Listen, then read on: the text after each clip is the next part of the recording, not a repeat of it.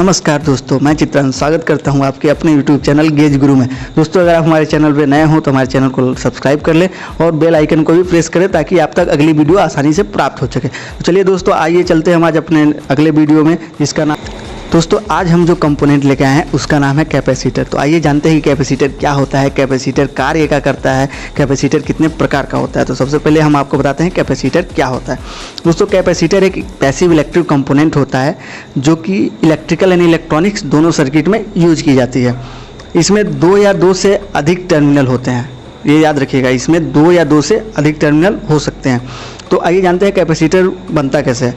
तो देखिए, दो या दो से अधिक चालक को एक विद्युत रोधी माध्यम द्वारा अलग अलग करके और एक समीप में रखा जाए तो इसी व्यवस्था को ही हम कैपेसिटर कहते हैं। इन चालक में बराबर तथा विपरीत आवेश होते हैं, मतलब ये जो चालक मटेरियल्स होते हैं, जो चालक प्लेट हम जो कैपेसिटर में यूज करते हैं, इसमें बराबर चार्ज होते हैं। चार्ज मतलब आवेश, तो बराबर चार्ज होते हैं और वो लेकिन विपरीत होता है, मतलब एक में पॉजिटिव होगा एक में निगेटिव होगा। इसीलिए यदि हम किसी संधारित्र या फिर कैपेसिटर को एक बैटरी से जोड़ें तो इसमें धारा का प्रवाह नहीं होगा, लेकिन इसके प्लेट पर बराबर मात्रा में negative and positive charge store हो जाएंगे। इसीलिए दोस्तों, सबसे पहले आपको बताता हूँ, कैपेसिटर का यूज सिर्फ एसी के लिए होता है, डीसी को कैपेसिटर ब्लॉक कर देता है। तो आइए जानते हैं कैपेसिटर का यूज कहाँ कहाँ होता है। दोस्तों देखिए, कैपेसिटर का जो यूज होता है वो होता है आपका स्नबर में, डिजिटल मेमोरी में, पल्स पावर एंड वेपन्स में होता है, पावर कंडीशनिंग में होती है, पावर फैक्टर एंड करेक्शन में होता है, सप्रेशन एंड कपलिंग होता है। कपलिंग मतलब आप जानते होंगे, दो सर्किट्स को जोड़ने को कपलिंग बोलते हैं। डीकपलिंग में होता है, डीकपलिंग मतलब एक कंपोनेंट को दूसरे कंपोनेंट से सेफ रखने के लिए को डीकपलिंग कहा जाता है। High pass and low pass filters में होता है। मोटर के स्टार्टर में होता है। मोटर के स्टार्टर मतलब जैसे कि हम पंखे में कंडेंसर लगाते हैं, मोटर में कंडेंसर लगाते हैं, तो वो कंडेंसर ही कैपेसिटर है, जिसको हम लोकल भाषा में कंडेंसर बोलते हैं। तो उसके बाद से देखिए, ट्यून्ड कैपेसिटर में सेंसिंग जो डिवाइस होती है उसमें कैपेसिटर का यूज होता है। ऑक्सीलेटर में कैपेसिटर का यूज होता है। कहीं कहीं पे लाइट, जो हम बिजली से जो लाइट करते हैं, जैसे हमारे घर में बल्ब आता है नॉर्मली, एलईडी बल्ब हुआ चाहे कोई भी हुआ, तो वैसे ये एक मटेरियल होता है कैपेसिटर। कैपेसिटर का यूज हम लाइट प्रोड्यूस करने में भी कर सकते हैं।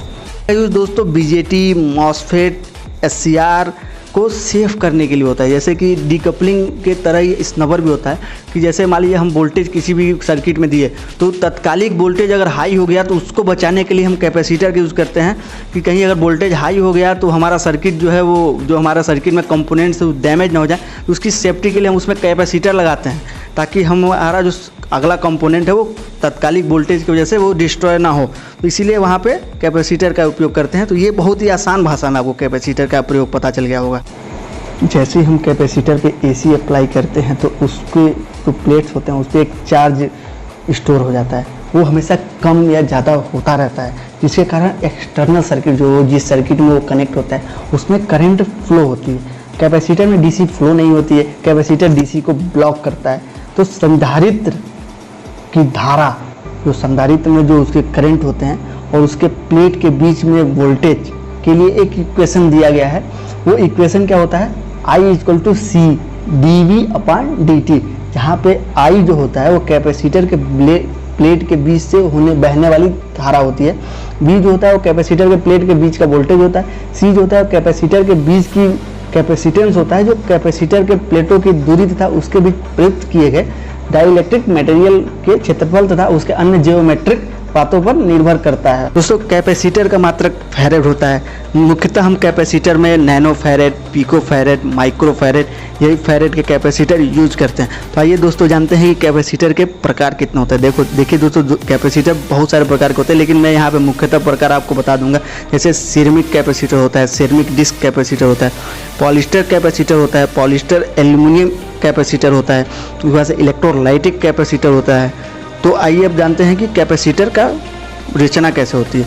तो इसमें जो मेन चीज़ होता है कैपेसिटर में, वो होता है डाई इलेक्ट्रिक स्पेस। जो उसमें डाई इलेक्ट्रिक मटेरियल का जो स्पेस होता है, उसी पे उसकी जो क्षमता है, जो कैपेसिटर की क्षमता है, वो डाई इलेक्ट्रिक मटेरियल के स्पेस के बीच, मतलब जितना ज़्यादा स्पेस रहेगा उतना ही ज़्यादा कैपेसिटर अपना काम करेगा। जितना ही उसके बीच का गैप कम रहेगा उतना ही कम पावर का कैपेसिटर हम बनाएंगे। तो इसीलिए देखते होंगे आप जितना ज़्यादा पावर का कैपेसिटर होता है उसके बीच में वो इतना ही बड़ा होता है, क्योंकि उसके बीच में जो डाई इलेक्ट्रिक मटेरियल हम यूज करते हैं उसकी चौड़ाई बहुत ज़्यादा रखते हैं। तो इसीलिए, और डाई इलेक्ट्रिक मटेरियल क्या होता है, तो डाई इलेक्ट्रिक मटेरियल में जो हमेशा हाई परमिटिविटी होती है, जो उसकी परमिटिविटी होती है वो हमेशा हाई लेते हैं। तो इसीलिए अभी जैसे देखिए हमारा जो कार ऑडियो लगा होता है, जैसे हमारे कार में जो ऑडियो सिस्टम्स लगे होते हैं, तो उसमें जो एम्पलीफायर लगा होता है, तो एम्पलीफायर में जो हमारी ज़रूरत होती है कैपेसिटर की, वो मैक्सिमम वोल्टेज, मतलब मैक्सिमम वोल्टेज और मैक्सिमम पावर थे उसको।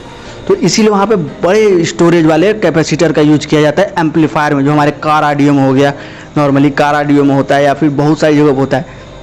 तो जैसे एम्पलीफायर तो हम बहुत जगह यूज करते हैं, तो हर जगह पे वो कैपेसिटर का यूज होता है। आपको हमारा वीडियो कैसा लगा हो ये कमेंट में ज़रूर बताएं। अगर आप हमारे चैनल पर नए हो तो हमारे चैनल को लाइक एंड सब्सक्राइब करें। बहुत बहुत धन्यवाद दोस्तों, मिलते हैं अपनी अगली वीडियो के साथ। जय हिंद, जय भारत। तब तक के लिए हम भगवान से यही कामना करते हैं कि आप स्वस्थ रहें, मस्त रहें, जहाँ भी रहें व्यस्त रहें। नमस्कार दोस्तों।